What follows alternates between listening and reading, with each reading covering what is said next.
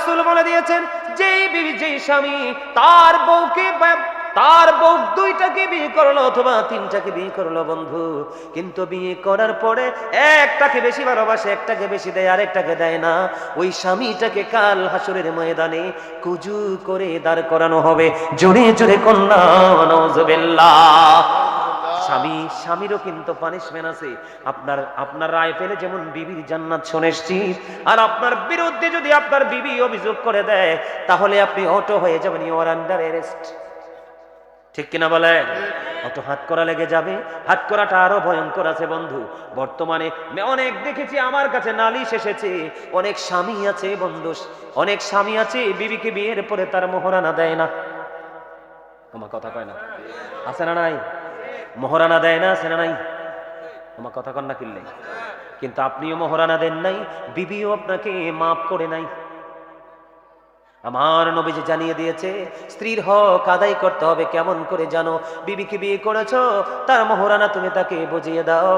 এই বর্তমানে এখনো আমাদের বাংলাদেশে অনেক মারা লাঞ্ছিত হচ্ছে, অপমানিত হচ্ছে, কারণ স্বামী যাওয়ার সময় তাকে কিছু দিয়ে যায় নাই। যদি দিয়ে যাইতো, কেউ না কেউ তার অর্থের জন্য তাকে একটু ভালোবাসতো, একটু আদর করত, তার সেবা যত্ন করত। ও বন্ধু, এখনকার বর্তমানে ম্যাক্সিমাম ঘরে পুত্রবধূ হলো 100% ভয়ঙ্কর ডাইনি। কথা বলেন না কেন? আছে না নাই? আছে না নাই? চুপে চুপে স্বামীর পকেট কেটে বাবার বাড়ি পাঠাবে, কিন্তু শাশুড়িকে দেখলে আঁচল তরে লুকাবে। কথা কন না কেন? বন্ধুরে আমার, এই জন্য আমি আপনাদেরকে বলে দিতে চাই, আল্লাহ রসুল বলে দিয়েছেন, তুমি তোমার বিবিকে বিয়ের পরে মোহরানাটা দিয়ে দাও। তার কারণ হলো, আমার নবীজি বললেন, যেই স্বামী বিবির হক আদায় না করে ইন্তেকাল করলো, তাকে কাল হাসরের ময়দানে জিনাকারীদের অন্তর্ভুক্ত করে দেওয়া হবে।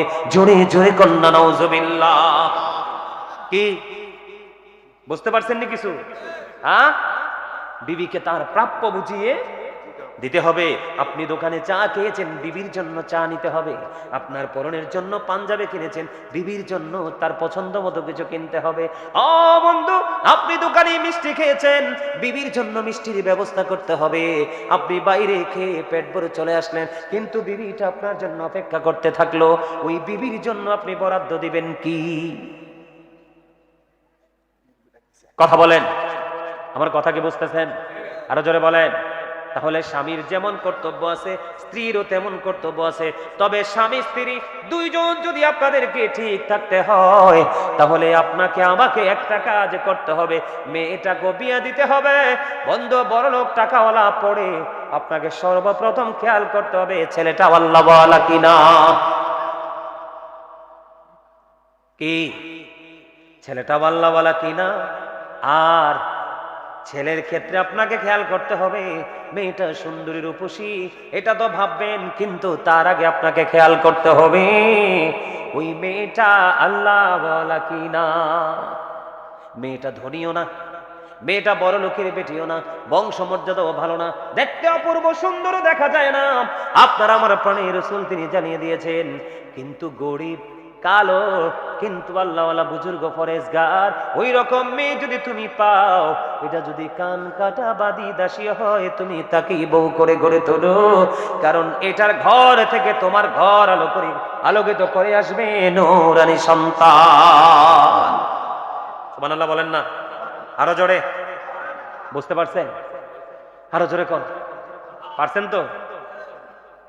তাহলে দুজনই সচেতন হতে হবে, এবং সচেতনতাটা শুরু থেকে অবলম্বন করতে হবে। মাঝামাঝি এসে শেষে এসে সচেতনতা অবলম্বন করে কোনো ফায়দা নাই। আছে? আরো জোরে বলেন। নারীর যেমন পর্দা ফরজ, পুরুষেরও পর্দা ফরজ। নারীরা পোশাক পরবে, মাথা থেকে পা পর্যন্ত ঢেকে রাখবে, হাতের তালু দেখাতে পারবে, পায়ের তালু দেখাতে পারবে, বিশেষ কোনো প্রয়োজন হলে মুখটা দেখাতে পারবে, আর না হয় পুরো শরীর ঢেকে রাখা ফরজ। আর পুরুষের পর্দা হলো, যেই কোনো পোশাকে পরেন আপনি, উপর দিয়ে থাকবে নাভি বরাবর। কি বরাবর? উপর দিয়ে থাকবে নাভি বরাবর, আর নিচে দিয়ে থাকবে টাকনুর উপর, হাঁটুর নিচে টাকনুর উপরে। বুঝতে পারছেন? এইভাবে পোশাক পরা পুরুষের জন্য, উপর দিয়েও নাভির নিচে, নিচে দিয়েও টাকনুর নিচে, ঠিকানা হয়ে যাবে জাহান্নাম। ঠিকানা হয়ে যাবে কি? জাহান্নাম, কথা কি বুঝতে পারছেন? তাহলে আমাদেরকে কি করতে হবে? এই আইন, এই পথ চলে আমাদেরকে চলতে হবে, ঠিক কিনা বলেন? সম্মানিত উপস্থিতি, অনেক আলোচনা হয়ে গেছে। কয়টারে বাজে? 11:30 বাজে গেছে। আর কয় পর্ব চলবে? আলহামদুলিল্লাহ বলেন আরো জোরে, একটু মহব্বতে। মনু আছে কি? কিছু তো নিশ্চয়ই আছে, না গেছেন কি? ও আচ্ছা, পারছো না? আচ্ছা ঠিক আছে, তাহলে আমার ইন্টারফেয়ার করার কোনো দরকার নাই, ঠিক কিনা বলেন? আরো জোরে। তাহলে স্বামী স্ত্রী দুজনে কি করতে হবে? দুজনেই ইসলামের আইন মেনে চলতে হবে, সুন্দর করে পথ। ওয়াশিরুহুন্না বিল মারুফ, আল্লাহ বলেছে, আমি না। এই স্বামী স্ত্রীর মধ্যে যদি গন্ডগোল তৈরি হয়, তাহলে সবটা সেক্টর গন্ডগোলে পরিণত হয়। বুঝেন নাই? কারণ মেয়েটাও দেখছে সারা জীবন আব্বার আর মার ঝগড়া, ছেলেটাও দেখছে সারা জীবন বাবার আর মার ঝগড়া, এটা বউ না, এটা বউ লোকে ঝগড়া করবো, আর মেয়েটা যেখানে যাবে সেখানে স্বামীর সাথে ঝগড়া করবে। আছে না নাই? এজন্য আপনাকে আমাকে কি হতে হবে?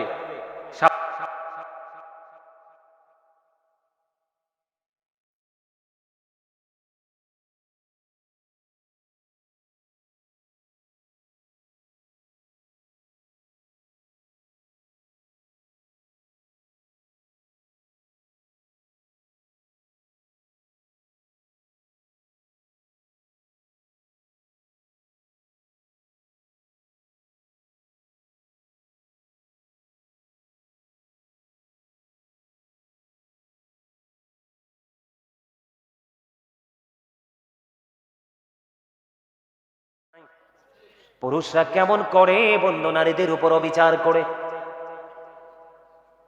আমার দিকে তাকান। ওই যে বলেছিলাম, একটা নারী তার স্বামীর ডাকে সাড়া দিল না, সারা রাত তার জন্য লানত বরাদ্দ হলো, অভিশাপ বরাদ্দ হলো আল্লাহর পক্ষ থেকে। কিন্তু বন্ধু, পুরুষেরও দায়িত্ব আছে গো। গিয়ে বউকে চট করে তুমি থাপ্পড় মারতে পারবা না। খাবারে যদি লবণ একটু কম হয়, তার মা তোলে গালি দিতে পারবা না।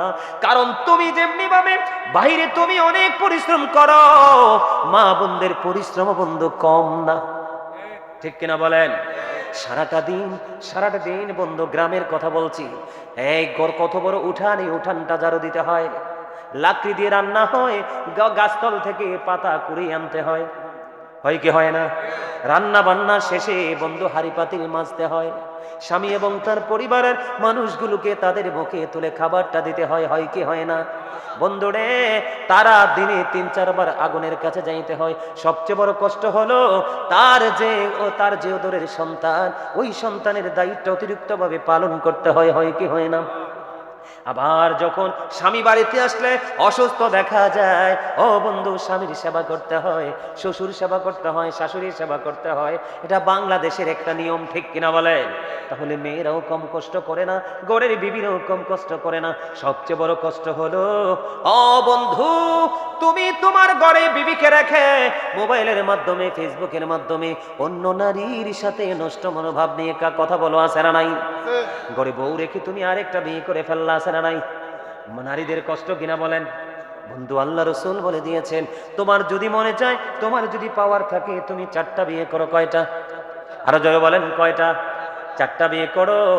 ও বন্ধু, সবকিছু তোমার সমান করে 4 জনকে দিতে হবে, এবং তোমার দেহের ভাগটাও তুমি সমান করে 4 জন বিবিকে দিতে হবে।